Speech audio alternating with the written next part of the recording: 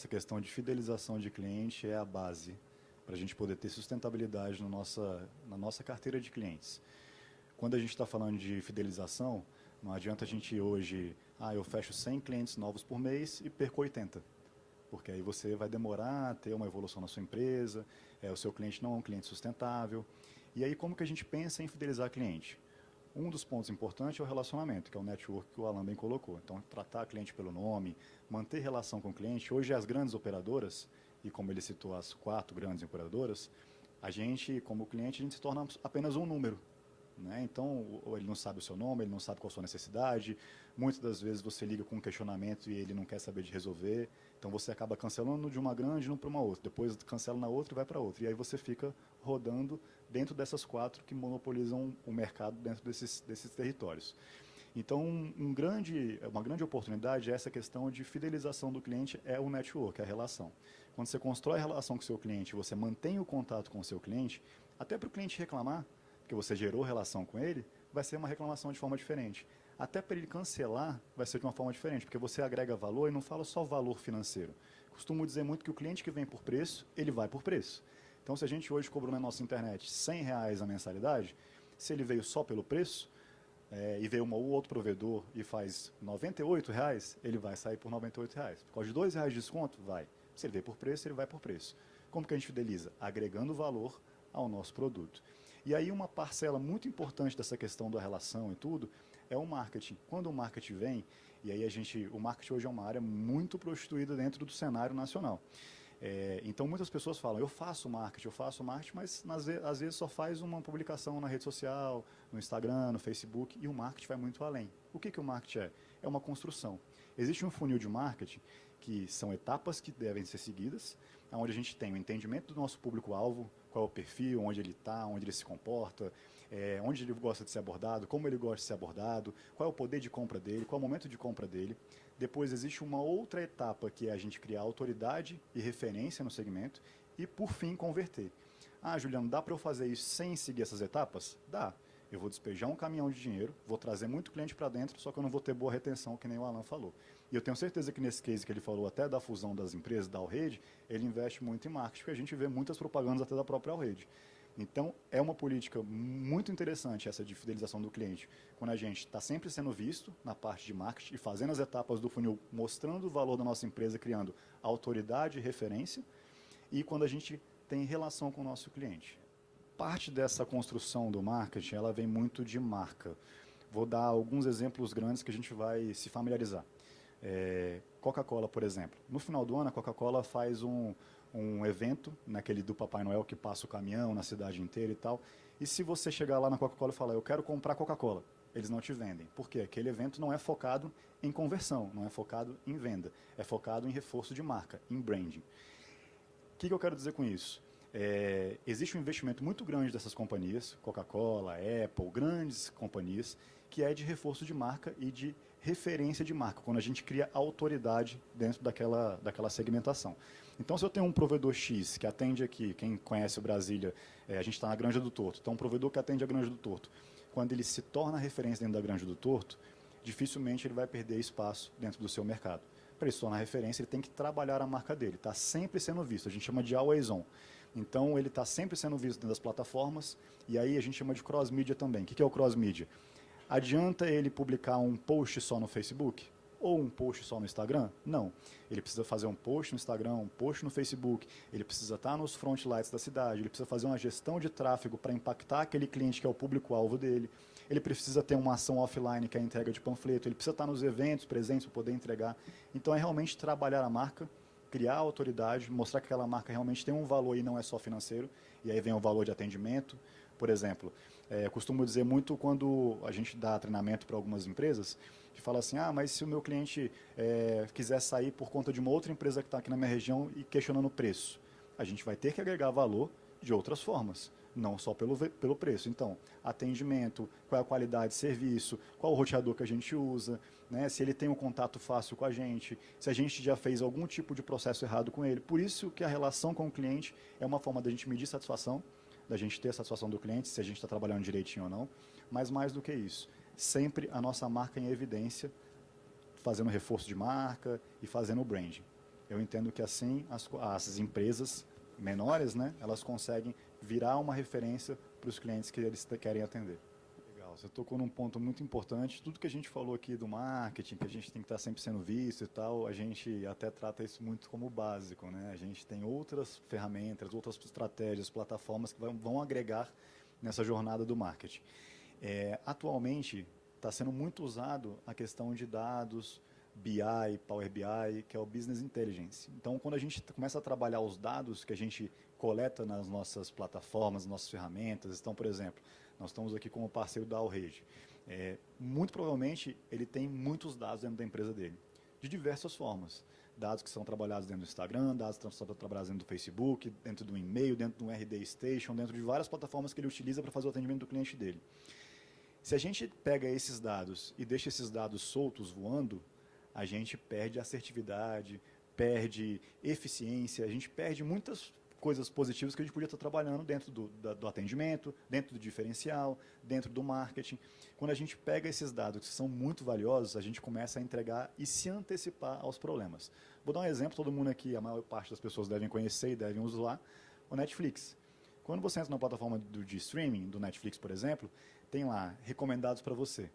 Por que a Netflix faz isso recomendados para você? Porque ela pega todo o teu perfil, com base em análise, em dados, em perguntas que ela te fez, e ela vai entender o que você gosta de assistir, o que você vem assistindo nos últimos tempos, e ela já vai sempre colocar temas muito relacionados e próximos àquilo que você gosta. Isso faz com que a Netflix sempre saiba o que vai produzir no próximo conteúdo, na próxima produção de audiovisual, no próximo filme. Então, quando ela olha um filme lá para comprar, ela fala assim, esse filme aqui não vai ter muita saída na minha plataforma. Minha plataforma não usa muito esse filme. Vou dar outro exemplo. Você pega uma farmácia, por exemplo, ou a pessoa usa muito vitamina C, própolis, aqueles combos de gripe, né? E aí você tem todo esse estoque dentro da sua farmácia. Quando os seus remédios, o seu medicamento está prestes a vencer, o que a gente faz? A gente faz campanha para todo mundo, ou seja, um tiro de canhão para mostrar que a gente está com desconto na vitamina C e no própolis. Entretanto, se eu sei que o Alan usa vitamina C própolis, compra cotidianamente, o Matheus toda semana vai lá e passa e compra o própolis e a vitamina C, ou seja, eles são consumidores daquele tipo de medicamento, e eu sei que eles compram continuamente, eu já faço minha propaganda assertivamente para ele, ou seja, eu restringo o meu tiro de canhão para o meu tiro de sniper, né? Eu sou mais assertivo na propaganda. E aí, uma coisa que a gente falou bastante aqui, os dois colocaram muito bem, o cliente que fala mal da gente, ele custa muito caro para a empresa. Muito caro. Porque a gente tem que converter esse cliente depois e converter todas aquelas pessoas que ele falou mal.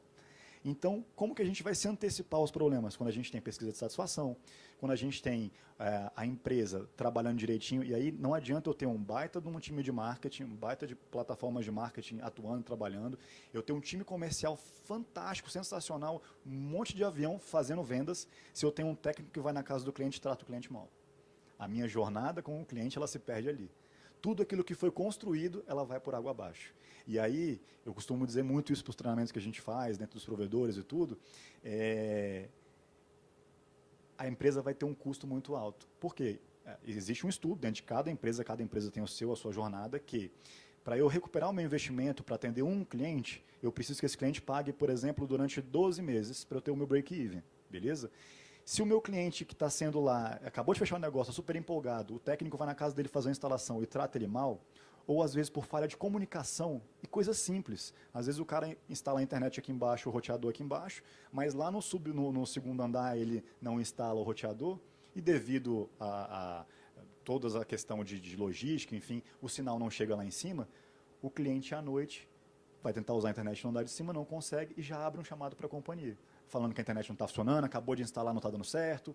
Ou seja, coisa simples, é um detalhe. Não é um problema da internet, é um problema de comunicação. Que o técnico foi lá instalar e ao invés dele fazer uma consultoria para o cliente entender, você tem 2 andares aqui, você usa mais aqui embaixo ou usa mais lá em cima? Não, eu uso mais lá em cima.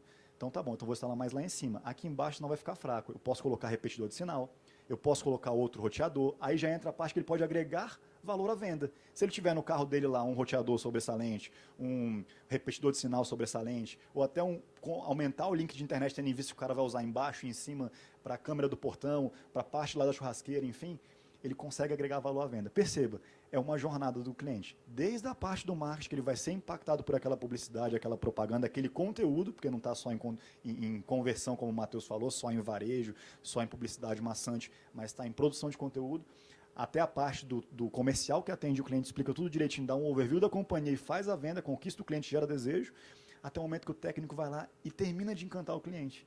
Que aí ele vai prestar uma consultoria, fez uma baita de uma instalação, o cliente saiu de lá satisfeito, e aí ele vai ser o melhor cliente, que é o que a gente acabou de falar aqui.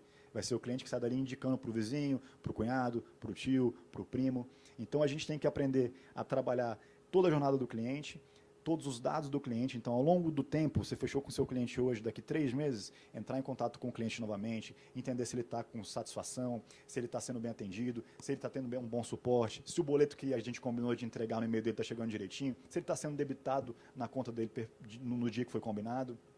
Por quê?